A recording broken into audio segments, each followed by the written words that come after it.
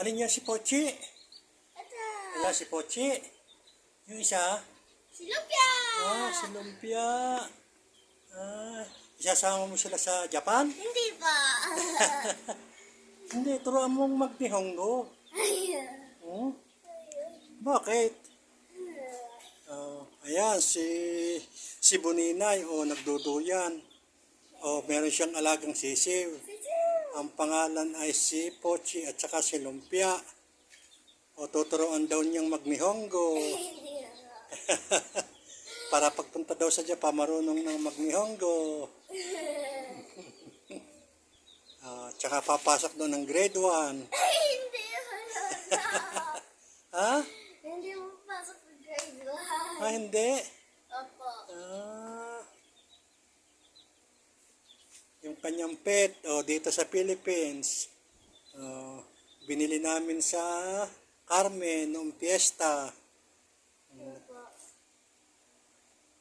Kulungan. Tapos, ayun ang kanyang kulungan.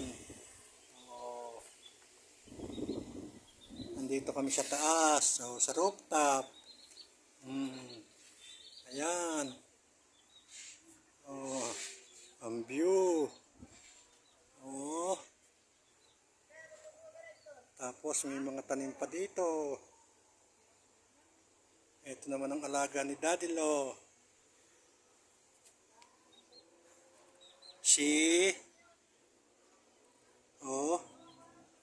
Mga alaga ni Daddy Long manok. Kakatayin na namin. Gagawin namin fried chicken.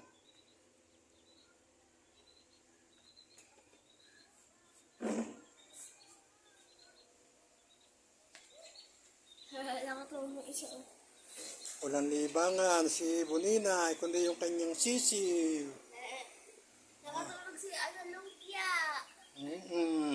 Ha? Nakatulog? Tama, tulog ko. Ba?